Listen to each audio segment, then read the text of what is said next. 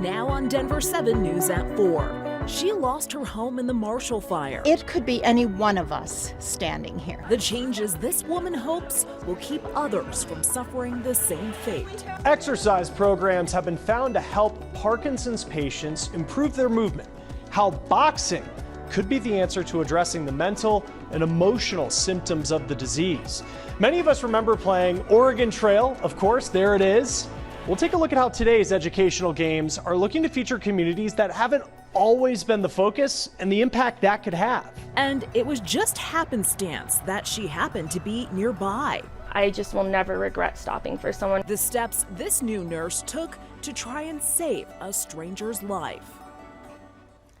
Thank you for joining us. I'm Jessica Porter.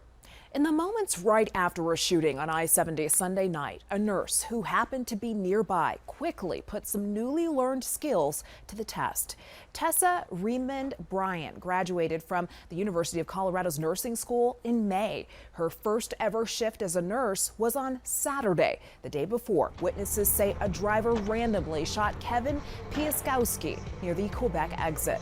Tessa says she came upon the scene and helped perform CPR on Piaskowski using the skills she learned in school before officers took over. Unfortunately, despite Tessa's and the officers' efforts, he died from his injuries. Still, Tessa says she would do it all over again if she could. It's just really surreal to think that your life can be over like that. I just will never regret stopping for someone because at one point we're all going to need help. And Denver police say that the suspect who shot Piaskowski caused a crash after fleeing the shooting. The truck he was in was reported stolen. If you have any information about the shooting, call Crime Stoppers. Right now, a big online meeting in Boulder as people are sharing their opinions about proposed changes to the county's gun laws. Those proposals are very similar to laws enacted by the state and the town of Superior that are already the subject of lawsuits filed by the group Rocky Mountain Gun Owners.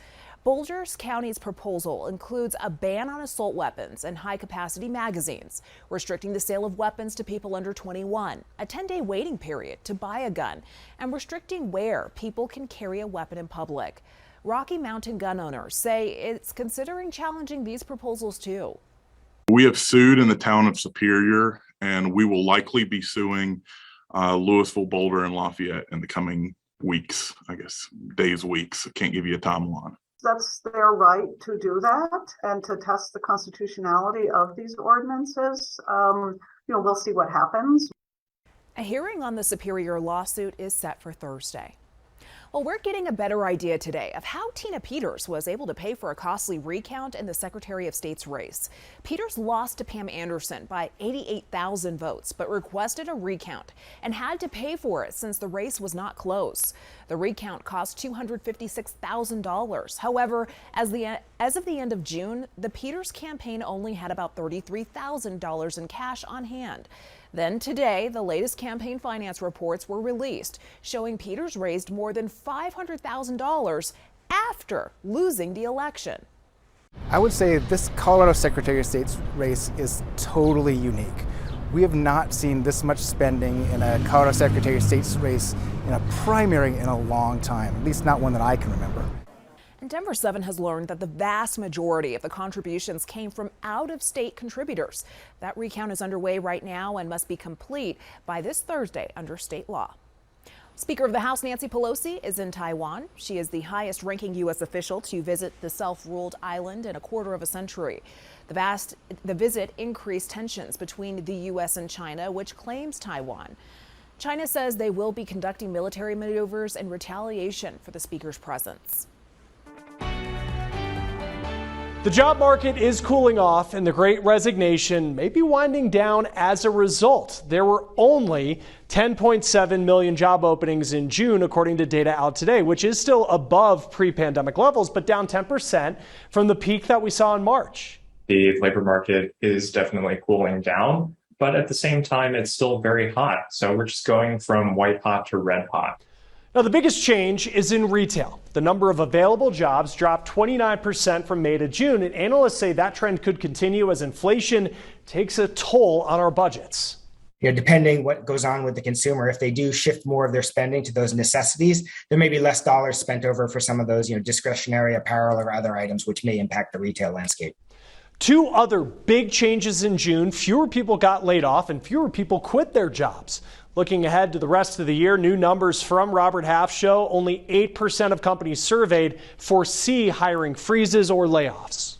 Even though employer demand for more workers is cooling down, what we're seeing is that employers are very hesitant to lay off the workers that they've spent the last year desperately trying to hire and retain. Analysts expect the number of job openings to continue falling for the rest of this year. New projections from Robert Half show 46% of companies plan to add new positions during the second part of this year, which is down from the first half of the year. Federal leaders say they would like to see one job opening for every person looking for work. Right now, there are almost 2 openings for every job seeker. Let's turn to the news feed, and it starts with the White House getting a little more serious about monkeypox. President Biden is putting top FEMA and CDC leaders in place to coordinate efforts to control the outbreak. More than 20,000 cases have been detected around the world, more than 5,800 here in the U.S. Well, it has been nearly a year since the U.S. left Afghanistan, and there's a new report showing a dire situation for human rights in the country under Taliban rule, especially for women. The U.S. does continue to be the single largest donor in Afghanistan, giving more than $774 million over the last year. Basketball star Brittany Griner back in court today as her trial continues in Russia. Closing arguments are expected this week. She does face up to 10 years in prison in Russia on charges of cannabis possession. The U.S. has said they see her as wrongly detained.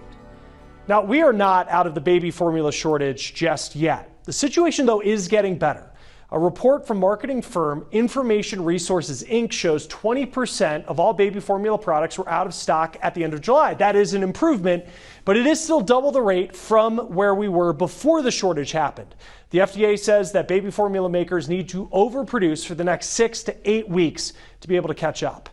The United Network for Organ Sharing oversees the entire U.S. transplant system.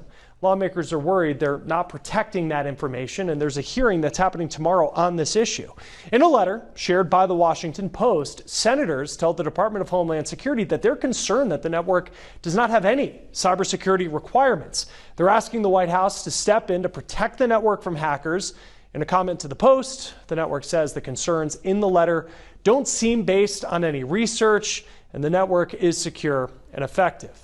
Now, with the dollar now as strong as the euro, we're going to look into what that really means for us and the prices we're paying right now. And the Marshall Fire destroyed hundreds of homes, including those belonging to a walking group in Superior. There were 8 of us. 7 of us, our homes are burned to the ground. Still ahead on Denver 7 News at 4, what those walkers and other climate activists are now doing to try and lessen the chances of more devastating wildfires.